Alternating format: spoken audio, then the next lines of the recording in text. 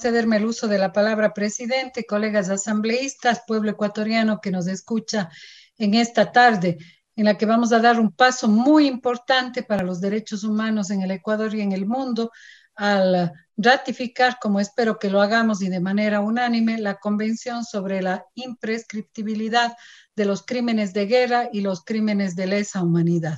Inicio saludando el trabajo de la Comisión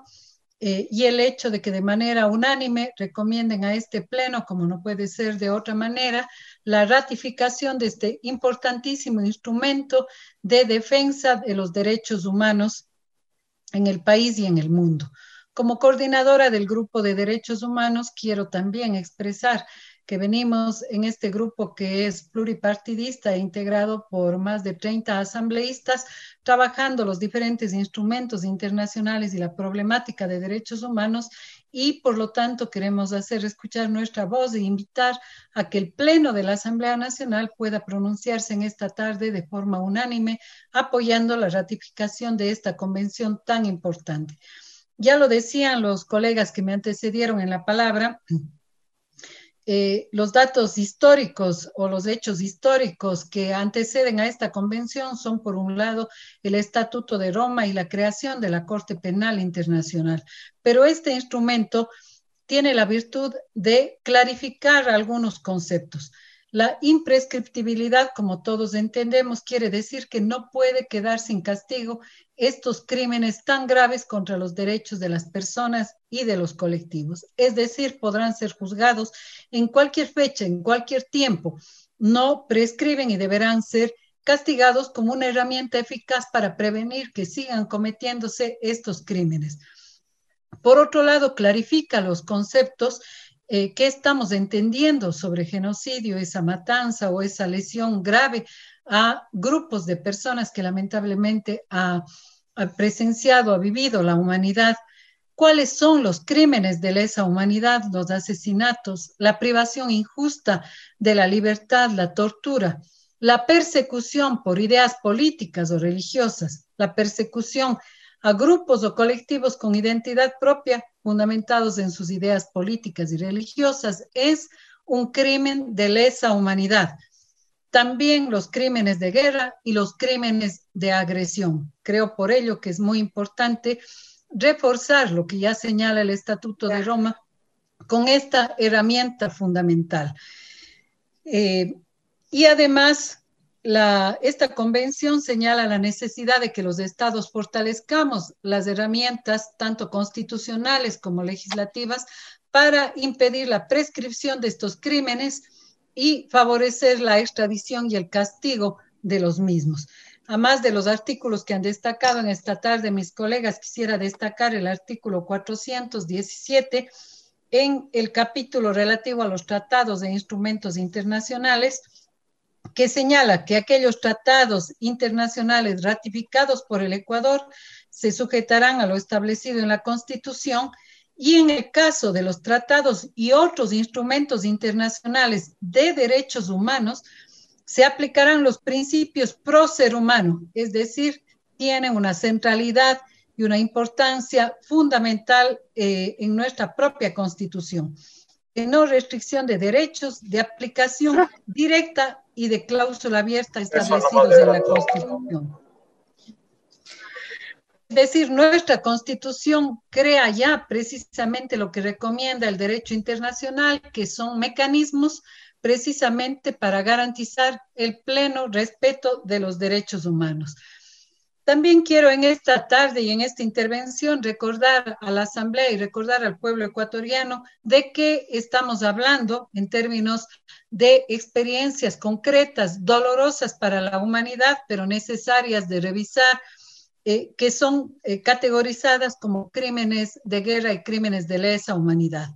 Hablamos, por ejemplo, del doloroso holocausto contra el pueblo judío, de la represión franquista, de la matanza de Ayacucho en Perú, del Plan Cóndor, que significó y costó miles de vidas en Chile, en Argentina, en Brasil, en Uruguay, en Bolivia, y que hoy se reedita con métodos como el AFAR, la persecución política, la judicialización de la política y la mediatización de la justicia, todas ellas nuevas armas de violentación de los derechos humanos que infelizmente se están aplicando como parte de un nuevo plan Cóndor y que efectivamente entran en la categoría de clara violación de los derechos humanos. Ni qué decir de la dictadura militar de Chile y del conocido, tristemente célebre caso de Pinochet, que fue detenido, aunque se creía absolutamente intocable, fue detenido en Londres, juzgado por el juez español Baltasar Garzón, denunciadas sus cuentas millonarias y secretas en Suiza y en otro país, y sentenciado por sus crímenes en la sociedad chilena. Esos son ejemplos nefastos y lamentables en la historia de la humanidad de algunos de los más sonados casos de crímenes de lesa humanidad,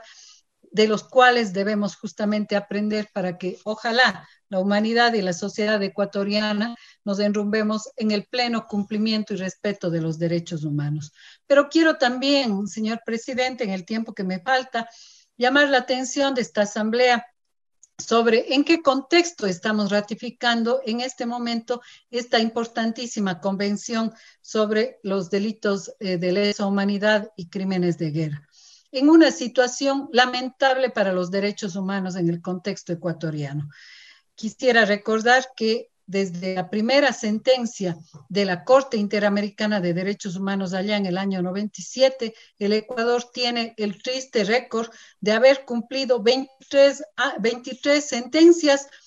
en 23 años, sentencias de violación de los derechos humanos por parte de la Corte Interamericana de Derechos Humanos. No son tipificados, ni estoy hablando de que sean crímenes de lesa